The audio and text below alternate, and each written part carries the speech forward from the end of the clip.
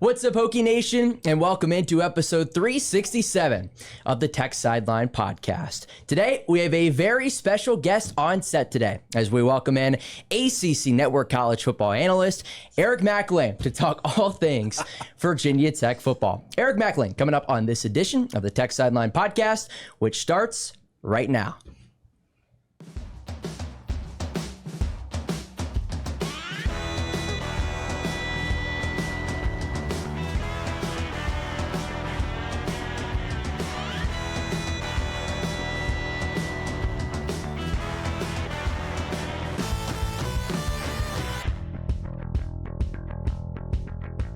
We welcome you back into this edition of the Tech Sideline podcast. We record on Tuesday, August 13th, 2024, from the Tech Sideline high-tech studios in Blacksburg, Virginia.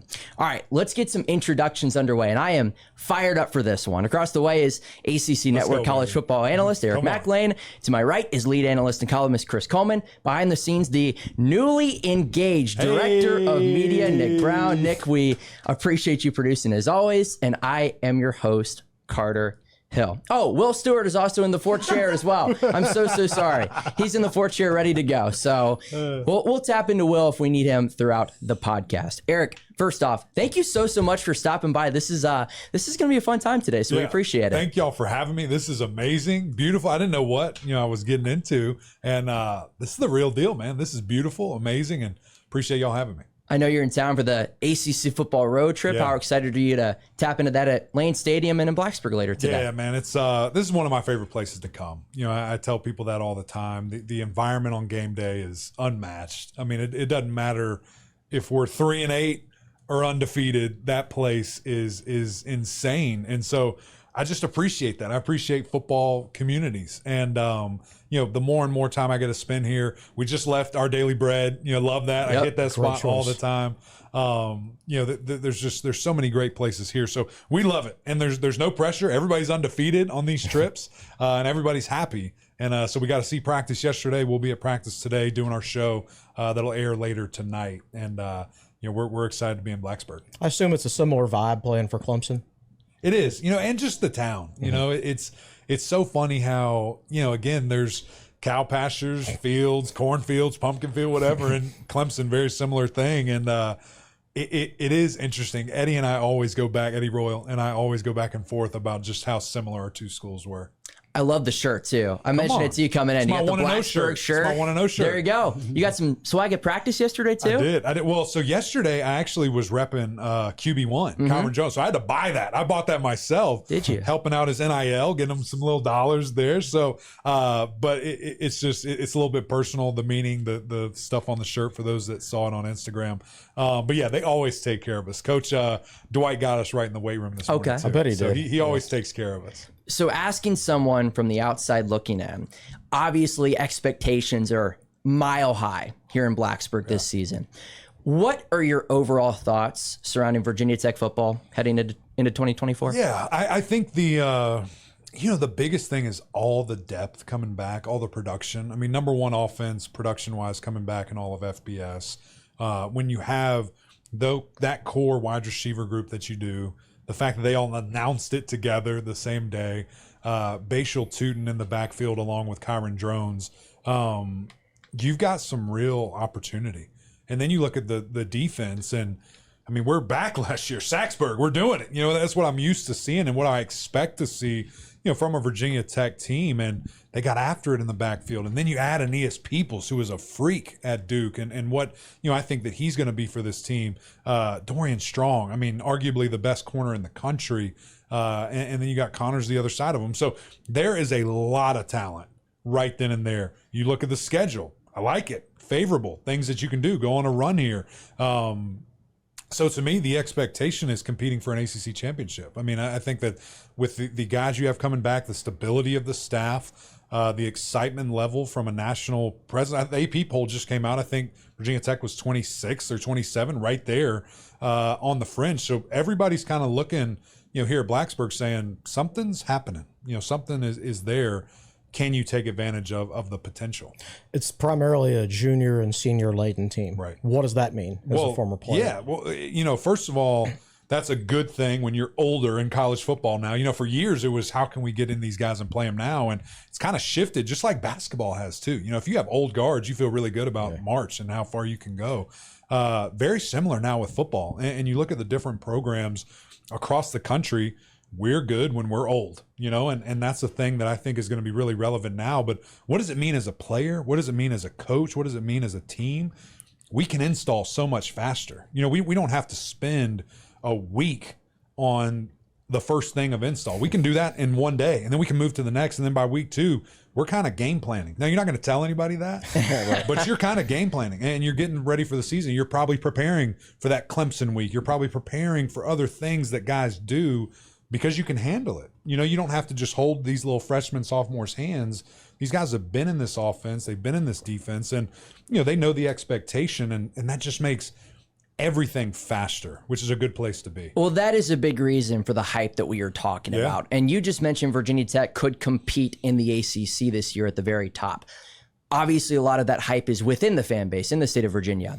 But from a conference level, from a national level, like how real is that hype in your eyes? Well, I think that Virginia Tech is one of those teams, right? That like college football is better when Virginia Tech is good. I mean, you just look at that of, you know, blue blood is such a weird word. Who's a blue blood? Who's not? But they're right there on that borderline of you know, people are like, I remember that team. Yeah, I remember when they were raising hell and doing all these crazy things back in the day. This is great. So I think that you look at the Josh Pates of the world, you look at our podcast, you look at all these different people that they're like, hey, pay attention to Blacksburg and what's happening there because it sets up nicely. So I think you've got everyone's attention. Now, what do you do with it? You know, and can we get through those first 4 games sprinting? And it's just like, okay, now we have a top 20 team in the country. There's going to be a lot of excitement even faster. I think this year's a big opportunity for the ACC. Ever since the league expanded back in 2004, we haven't gotten Virginia Tech, Florida State, Clemson, and Miami good in the same time frame. Right. Very true. That has a chance to happen this year. What could that mean to the league? Everything, man. Especially in this world that we're in right now where, you know, it's just easy to make fun of, cool to do, you know, from other national analysts and things of that nature, especially on my network. It'll give us ground to stand on, you know, to where we can sit here and I'm not just kicking and screaming. I'm saying, no, I've got some guys with me and they're ready to play. I've got Virginia Tech, I've got Miami, I've got Clemson, Florida State. Because as you said, for so long, it was Florida State. Y'all were in there, and then Clemson comes, you know, out of nowhere, dominant, and then there was no other solidified number 2. It was random. You know, I think back to our ACC championship days, played you guys in 11. Yep. Played, I don't even remember. We played North Carolina in 15. And then it was like a different team every year. Revolving there was no consistency. Georgia and Tech even was in the probably Atlantic, in there. you know, it was Florida State for a little while. And then, you know, Louisville came. And then it was random how there was one really dominant team and then there was a drop-off. This year it feels like there are 6 teams that I would not be shocked at all if any combination of the 2 are playing in Charlotte. There's 4 that I feel like can easily win it. So I don't know if we've ever had that. I mean, you guys have been fans of the ACC longer than I've been playing in it. I don't think we've ever had that before. No. Which is great. Yes. We need it. Well, and just to, I guess, kind of expand on that point, to expand on your question, Chris, with all the uncertainty, if you will, throughout the ACC, how key is that for that to happen this year? Like this year alone, like you mentioned, like it could happen this year. How key specifically for this year with the future maybe uncertain? Right. Yeah, I mean, it is massive, you know, just because, again, I think to, you know, show the strength of the league, show the strength in numbers of the conference. And how do you do that? You win. You know, I know there's different complaints about this conference doesn't have X analysts to fight or to combat or to be a certain person who's on in the afternoons to do different things. All of that doesn't matter if you win. You know, if you guys go out of conference and take care of business week 1, I know it's Vanderbilt and I know that's the bottom of the barrel, but if they beat you, guess what? That's not good. No. We beat them. It's still something to stand on. Clemson, Georgia, week 1. Miami, Florida, Tennessee, you know, and NC State, week 2. These are massive opportunities for us as a league that we have to take advantage of. And if we sweep that, if we win majority of that, we've got a really good place we can be. Going back to what you talked about with expectations for Virginia Tech this year, it's a lot different playing football when nobody expects anything of you. Nobody expected anything of Virginia Tech. Last year, they were able to find some success in the second half of the season. This year, people expect a lot from Virginia Tech. How do you handle that mentally as a player? Is it a different feeling as a player knowing, oh, I can win a national championship this year? How do I approach it? Yeah, there's a different sense of urgency. But also that's why we came to Virginia Tech. It's for that, to bring it back, to have that level of expectation. And I think it's, as a player, I mean, I've talked with Kyron so much. I mean, he is fully embracing it and loves it. And quite frankly, probably thinks it should be more than what it is because of the things that they can do. I think it helps you take it to another level. I think it helps you train better, train harder. Number one, to feel like, yeah, there is another level we can take this, but two, they're still not respecting us enough. We got to continue to show them here and what we can do. So I think it's one of those things, a couple of years ago, maybe 5, 6, whatever years ago, coaches used to hate it, when people talk well about their team. But I think there's something now where it's okay, right? Like, it's okay to lean into it and know, yeah, we are supposed to be good. And we have to embrace that. And, it's nice to hear people say good things about you from time to time. You talked about Kyron Drones. Obviously, you have him. Yeah. Obviously, you have Bashal Tootin. But those 4 receivers, and all 4 of them coming back, which you kind of touched on, how much of a difference maker can that group be? Well, it's massive. Number one, I'll just go to Kyron for a second. Because he's now the guy for all of spring, all of training camp, will be all of the season.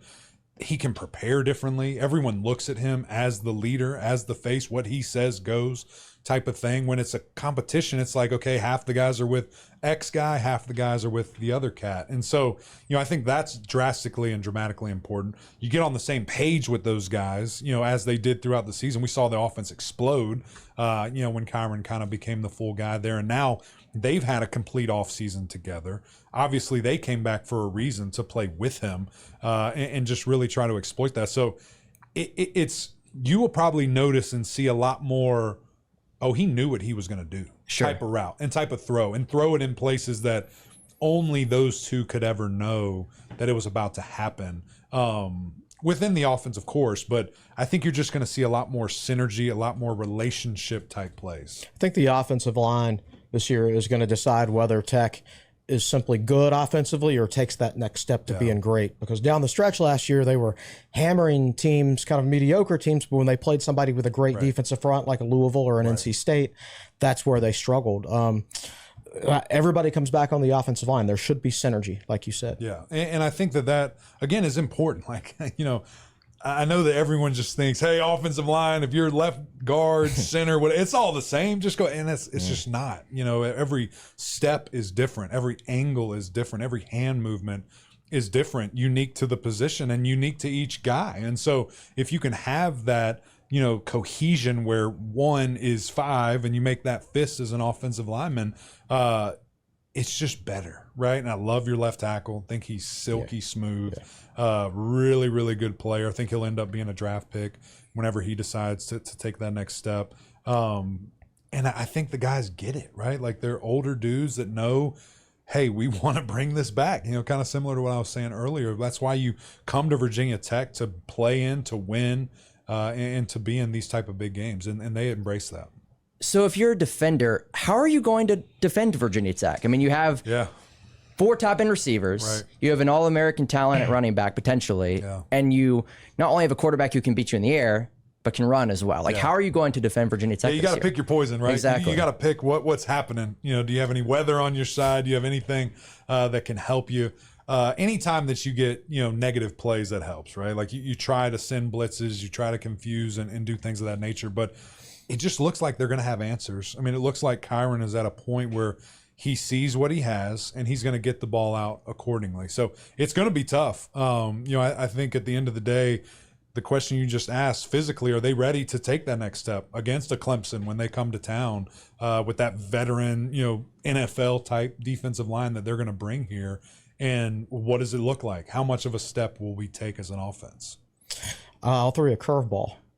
What was it like playing for Dabo Swinney? What was it like on a daily basis dealing with Dabo? Yeah, he's the best, man. He really is. And, I think just when you say players coach, people think, oh, he's going to be, soft on the guys or easy on, and it's not the case. He makes every single decision that he does with the players in mind. And that can be tough love at times too, right? Like he kind of knows where you want and how you're getting it, but everything you see on TV, all the silly quirks and the acronyms and stuff, that's who he is. It's just who he is. And he's never changed, where he was, the guy that wears the Walmart watch on his wrist and he's making $10 million a year. He's the same dude.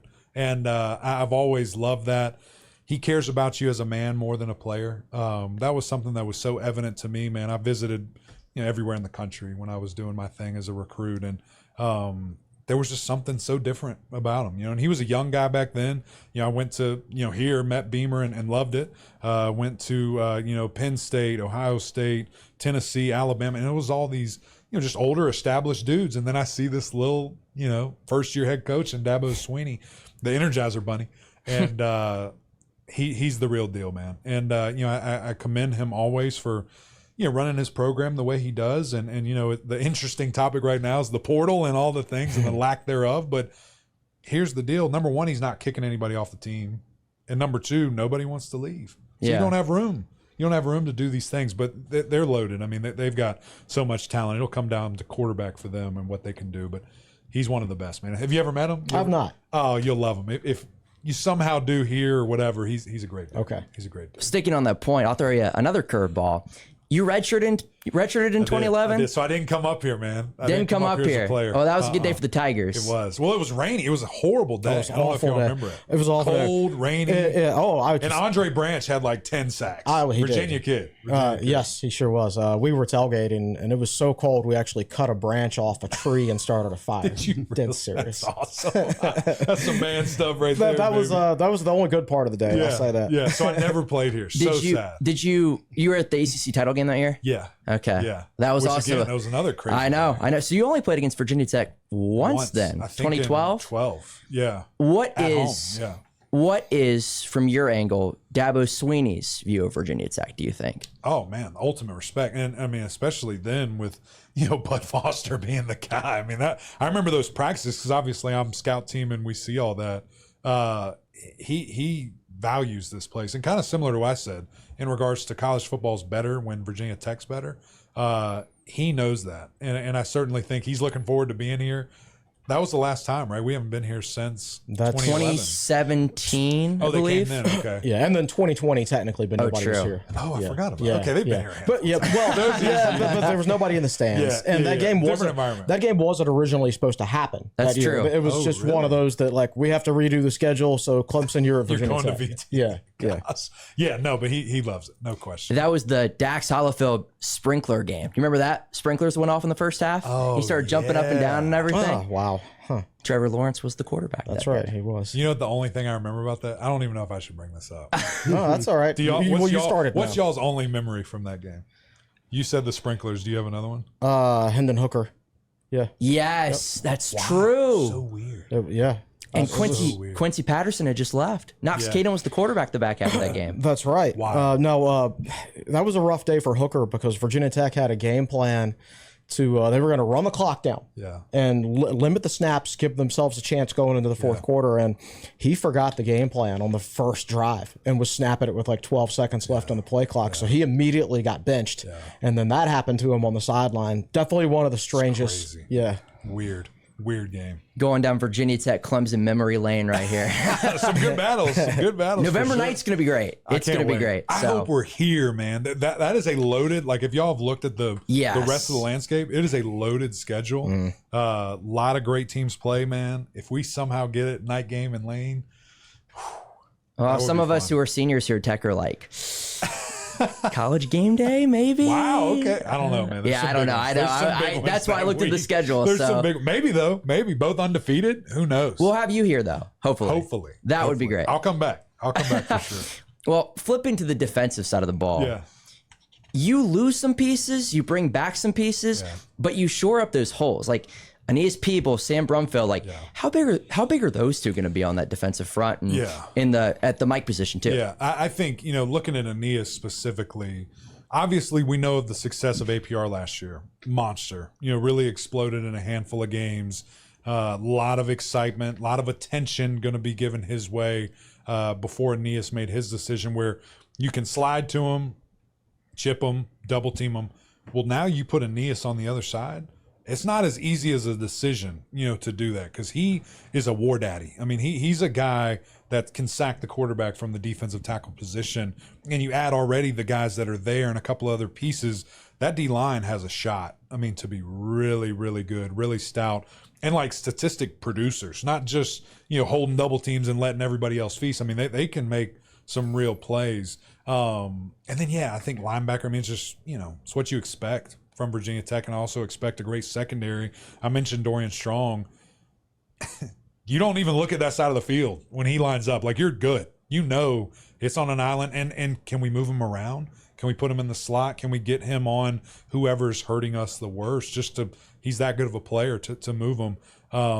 Looks the part. I was at practice yesterday looking at that dude. I'm just like, God, why don't we have that? I want that guy. But he looks tremendous. And I have high expectations for that defense. I think it starts with the front. Did you see Kamari Copeland's squat record?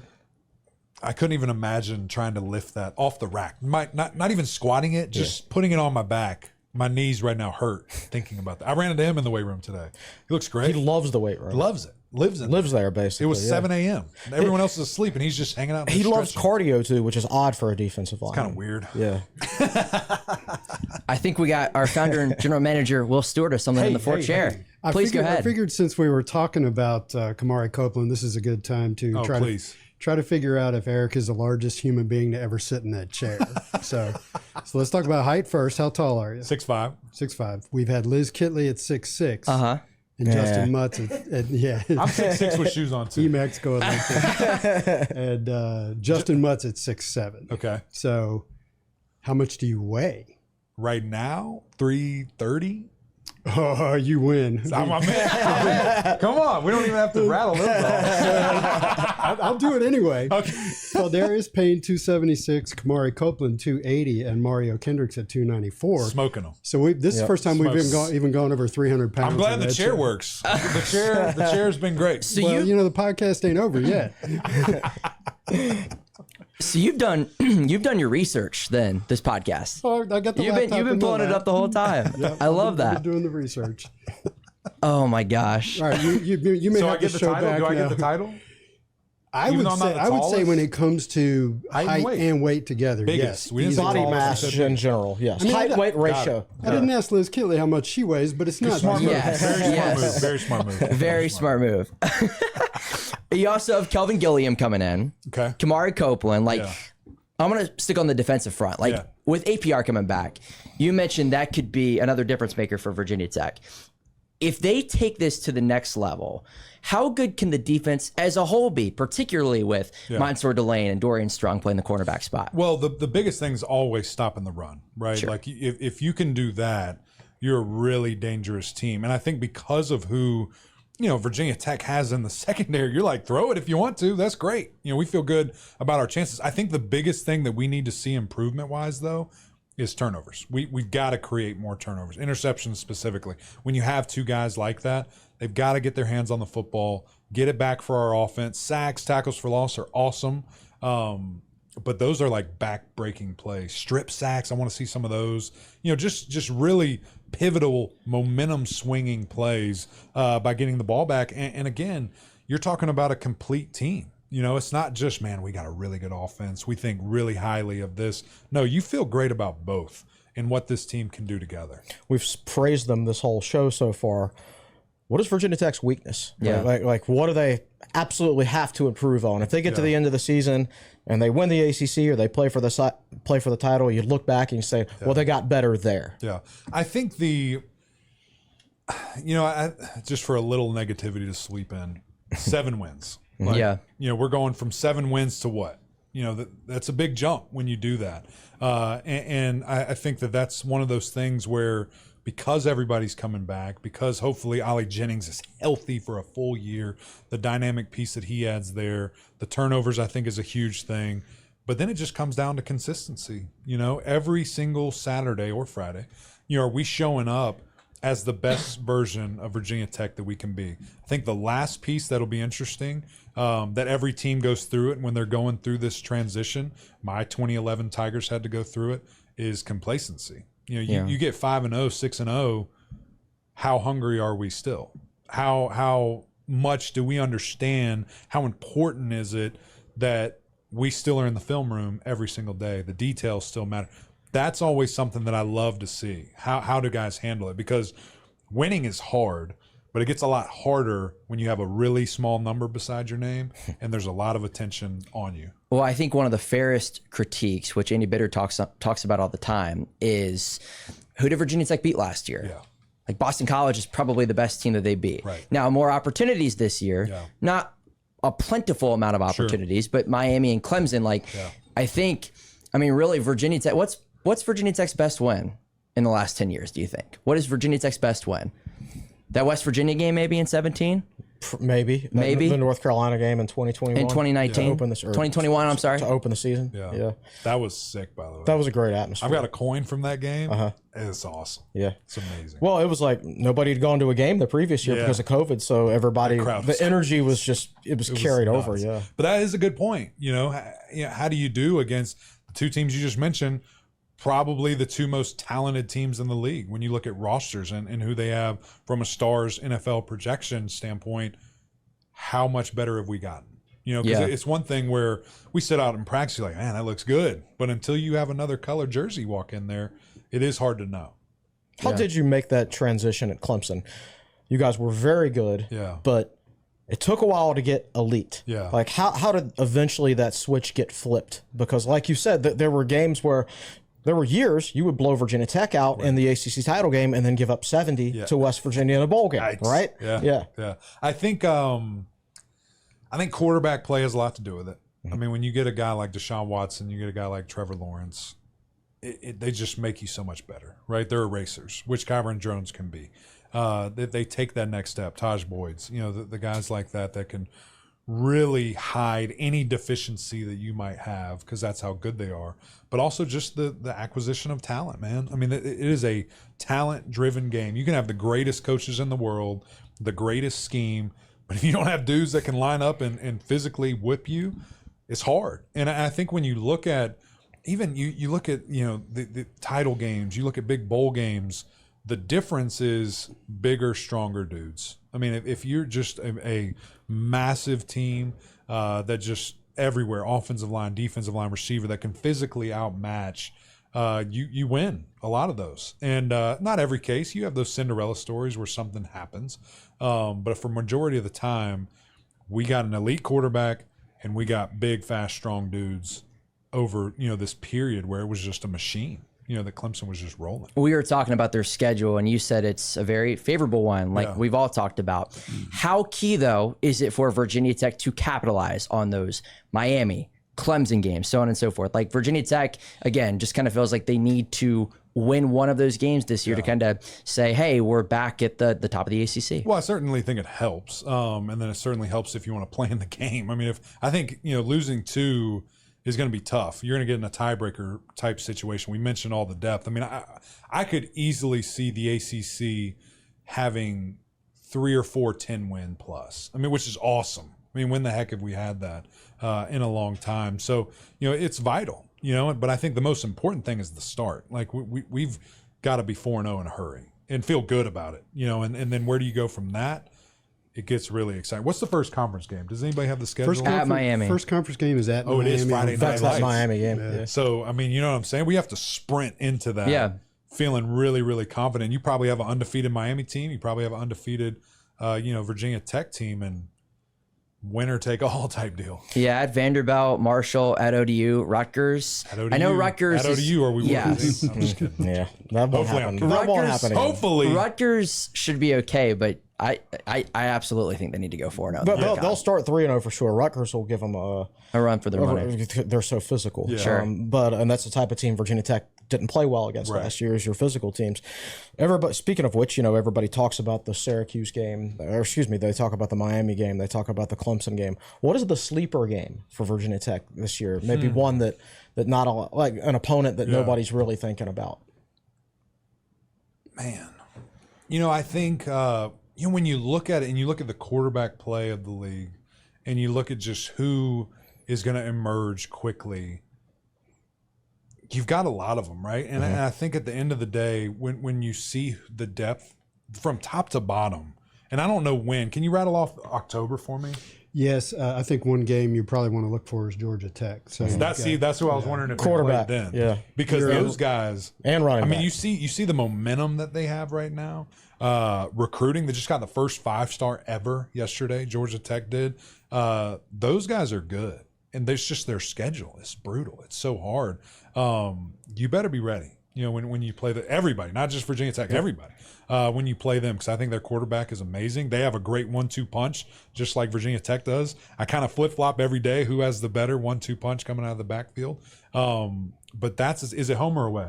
That is home. Okay, so you like that. But that's a team that their record won't probably be reflective of who they are walking into Lane Stadium. Does the Miami-Stanford stretch scare you in the slightest to go to Miami and play that Friday night game? And you have a bye after Stanford? After Stanford. Yeah. Man, they're going to be on a nice plane. It's Friday, so you at least get an extra day on that end. Probably go out a day early to Stanford. At the end of the day, it's 18 to 22-year-olds. Like, they're fine. I think they'll be fine. It is different, and it's going to be unique, but I think some people try to blow that over a little bit more. I guess probably the biggest concern is... And you're going backwards. Right. True. The biggest thing is it changes your routine. Like, Tech is going to leave on Thursday instead of Friday, so you have to reorganize your week. Yeah. Just bring more water and Gatorade. That's what the Cal coaches told us. Oh, my gosh. No, it is going to be fun, I think. I think there's a chance that Virginia Tech can... I think the consensus is 8 or 9 wins this year. Yeah. Do you see them getting over 8.5? Well, I think, I'm over with them for sure. I mean, I think you've got to take advantage of it. Again, the schedule, the people, like, it just doesn't happen all the time. This amount of talent that decides to stay, especially in this world where people are throwing money at everybody, it seems like, to get them to go other places on top of the NFL. So I think there is that sense of urgency that everyone's kind of feeling, not in a negative way, not in an overbearing way, but in a let's make the most of what we got here. Like all those receivers, we came back to win. We didn't come back to win 7 games and play in a mediocre bowl. We came back to compete, for an ACC championship. So I think that collective mindset is going to be extremely important for everybody. What's your overall view on Brent Pry and his coaching staff since he's gotten here? Yeah, man. I'll be completely honest. When he first got hired, we were all just like, huh? Because I think Whit Babcock came out and said, yep, we're looking at head coaches. We're doing this and that. So, we all have our lists. And I'm talking to Eddie, who you getting, man? Who y'all going to get? And all this stuff. And then, when he was announced, we were all just like, what? Who the heck is this guy? Then you do some research and you're like, oh, this might work. I mean, this guy kind of seems, he was here? Oh, great. He was here when the lunch pail got kind of, created. Oh, he was with Bud Foster. This is nice. And then you just talk to him and you hear his mentality and you're like, this dude's a freaking Hokie. Like, this is amazing.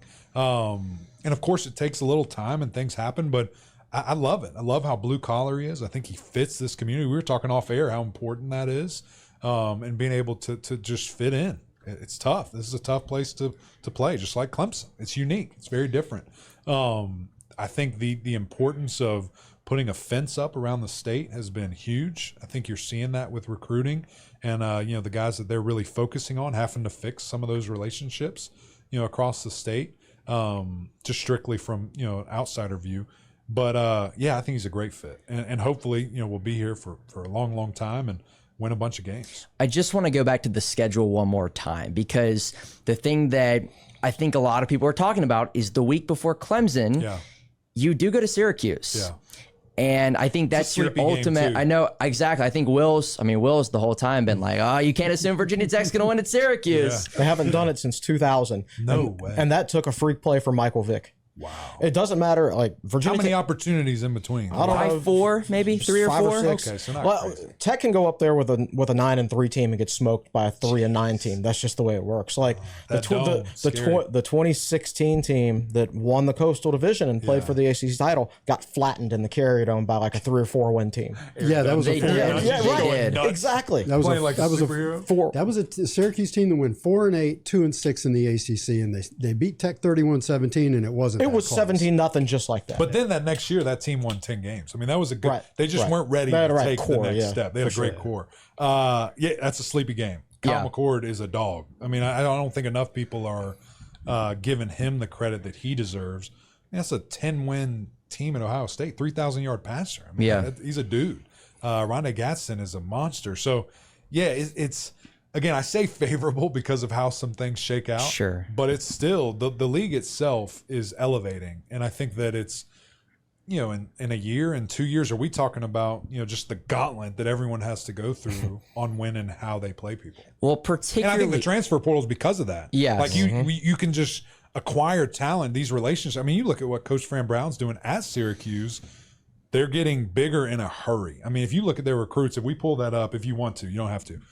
6'7", 6'8", 6'6", 350, 340, like huge, massive human beings. The transfers they brought in, Fidel Diggs from A&M, big guys. And that was always my thing with Cuse too, is when they play Clemson, when they play Florida State, they just get bullied. They don't have the size. Well, now they're getting it. So that's a great thing to look at. Well, particularly if Virginia Tech goes into that game, I don't know what it would be at that point, but let's say 7-2 or whatever. And Syracuse has won 6 games. Like, they can at that point because of their schedule. Like, that place is going to be rocking for that game. 100%.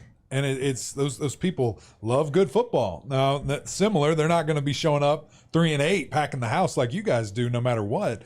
But if they're winning and if they're undefeated or close to it, they'll be there, and it'll be a crazy environment. Let's see. I don't know. You got anything else?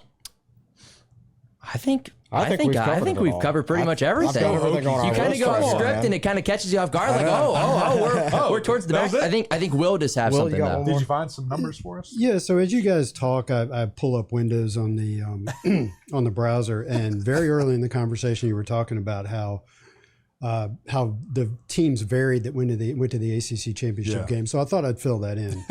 From 2013 to 2019, the Coastal in 7 years sent each of their 7 teams. Wow. And in order, losing to Florida State, it was Duke and Georgia Tech.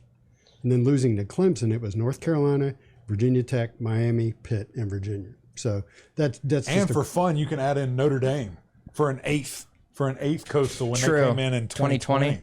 Yeah, true. If we want to be really forgot about that. So we're talking about 8 different teams in that span. So to continue the Syracuse discussion, we say they haven't won up there since 2000. They lost in 2002, but the only game they've played up there since then was that 2016 game. Oh, so it's only been 2 games. Yeah. Right. Yeah. See, that's kind of how stats are misleading. Exactly. Yeah, they're not 0-20. No. But there was also that stretch in the 90s where Tech never won up there. Oh, really? Yeah. Oh, yeah. Just never. What are they up there all time? Tech at one point had the longest winning streak in the country from 95 to 96. And then they went to Syracuse and lost by 31. No. Yes. It's hard for me looking at this list of games to quickly sort it out. Syracuse leads the series 11-9. What are we doing, Tech won. You're preaching to the choir. Get some more neutral games. Stop going up there. Play Yankee Stadium or something. Tech won up there in 1986, that was under Bill Dooley. Then they won with Michael Vick, and that's it. So, the unique thing about that place is when it was called the Carrier Dome, it didn't have air conditioning. Oh, yeah. And now it does have air conditioning, even though it's not the Carrier Dome let me anymore. just tell you, we went up there in, I think it was 12 or 14, maybe both. Maybe it was 13, 15. Anyway, go up there. Dude, we have to bring like 30 fans in the locker room because it is so, like, you're drenched trying to get dressed. And y'all know how hard it is to put on that equipment when you're soaked. It's terrible. That's horrible. It's good now, though. What's like the most underrated place that you played at in your college days? Underrated. Like besides not facility-wise or just fans enjoyed going there. Fans, yeah. Good I did game not day enjoy experience. it at all. But NC State, they get after it. I think for a couple of different reasons. Number one, you walk on the field, you can smell the alcohol. Like they're getting after it. And it's like kind of built up, so they just feel like they're on top of you. Those fans love it. And again, I never played here, but they were crazy. I always loved Boston College for a weird reason. Like literally, I'm sitting on the bench. That's where the fans are. It's that tight. And they're just sitting there getting blown out by 30, making fun of you. Like we had a guy that had a tattoo that you could barely read it. And they're just like, what's that tattoo on you? It's ugly. All this different stuff, man. So those were good. Playing between the hedges was cool in Georgia. Yeah, we had some cool ones. When I was playing. I guess to focus on the ACC real fast, like we were talking about it, the top 6 is very intriguing. Yeah. But I think that middle portion too is like, who's going to step up this year? Cal, Syracuse, Carolina, like Georgia Tech. Who in there is going to maybe step up this year? Yeah, it's fascinating to see because again, I think there's really good football teams, and to mention Carolina as you just brought up, there's no expectation for the first time in how many years where they've been so hyped up, and again, I'm the reason for that, or a big part of that. We get excited and we hype people up. There's no expectation there. And are they happy with that? Are they in a good place where they feel like, okay, we're under the radar, we can do our thing? Because they have talent, arguably the best running back in the country, really good tight end group that I would match up with anybody.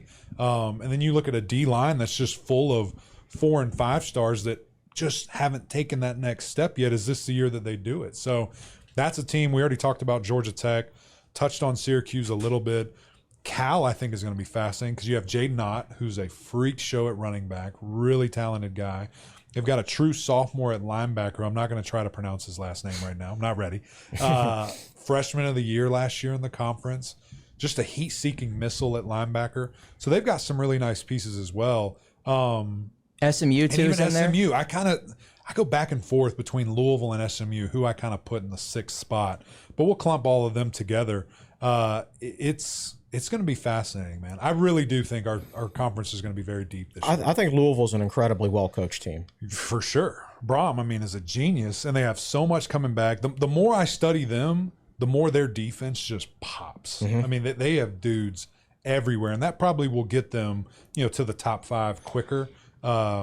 But they're good, man. I think it's interesting that just looking at first place votes in the conference, they didn't get any, but they were ahead of Virginia Tech. They were ahead of some teams that got first place votes.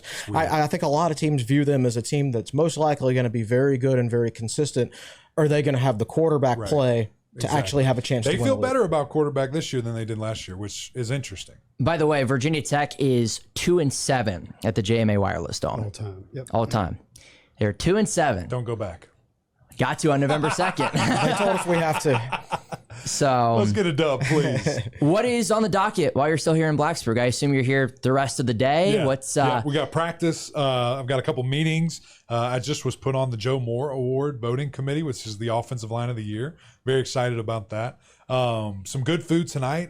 Taco Cabana? What's it called? Taco place? Do you know, Nick? Did I just butcher that? Cabo fish taco. I think we're hitting that tonight. Cabo fish taco. Brutal. I just ruined it. Taco Cabana. So you're going to be in a building that used to be called South Main Cafe, and that's where Brent Pry used to go watch all his live music. Okay. He said that he was so disappointed when he came back to Blacksburg for the first time since the 90s. Wow. Can't go to South Main Cafe anymore. So we'll probably hit that. And then y'all don't want to hear this, but we head over to Charlottesville. Okay, I figured that was coming up. Enemy territory. Did you go out to the West Coast at all? I did. Dallas was as far as I went. I went out there, which is great. Love Dallas. I'd move to Dallas tomorrow. It's amazing. Really? And then got to hang out with NC State. They look really, really good.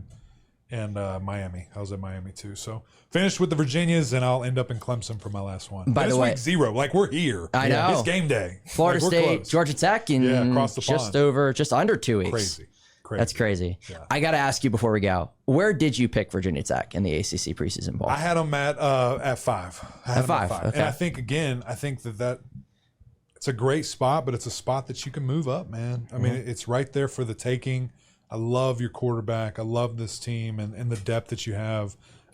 It's just you got to go show them. You got to show them. 5 out of 17 is pretty good. We're doing good here. We're doing good here. But I think I think they take a step this year. I'm excited about the Hokies. That's where I would have picked them.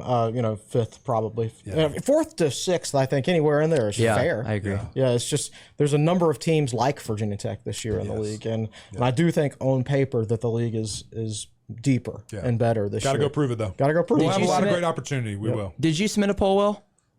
No, I did not. Where would you have had them?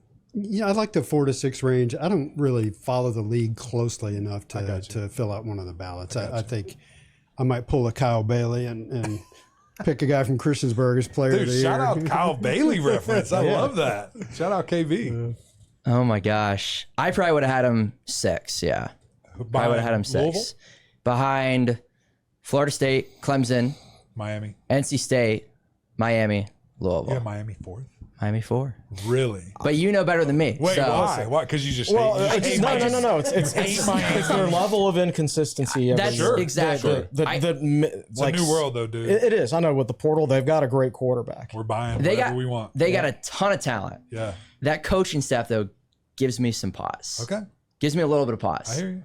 But not that Remember my what I said opinion about really coaches, matters all though? that much. Yeah. So, That's oh my interesting. gosh. I like it. I like it. Well, You got Eric, Florida State number 1. We Florida got to State address number this. 1. Hold on. Okay. Why'd you have them number 1? Just because they won it? They just deserve the respect?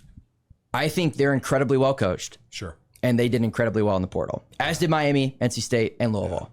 Yeah. But Florida State, like, something about them screams that they're back with Mike Norvell running the ship. I like that. I like Clemson quite a bit. A lot. That's not a popular pick, it seems like, up here. Yeah. But, like, Dabo can still coach. Oh, yeah. Yeah, for sure. Like Just quarterback for them. Exactly. They get that. Like, they're loaded. I hope we get to see it just because health-wise, like, a lot of people want to point at wide receiver. They've got some dudes. Oh, but it's just, can they be on the field together? That's the biggest And thing. I really like NC State. I think their policy with the transfer portal, if I was a high school recruit and Virginia Tech didn't exist, I would be beating down the door to go to Clemson because I know he's not going to like get rid of me and go. They're going to do everything they can to develop me as a high school recruit. Yes. Well, Eric, thank you so much for this time. I appreciate you guys. This was a whole lot of fun. So we appreciate you stopping by. Hopefully we're back for that game specifically. If not, I'm sure we'll be back at some point. Well, for Eric Mac Lain across the way, for Chris Coleman, for Will Stewart in the fourth chair, for Nick Brown behind the scenes, I'm Carter Hill saying so long from episode 367 of the Tech Sideline podcast, and we'll talk to you later this week. Boom.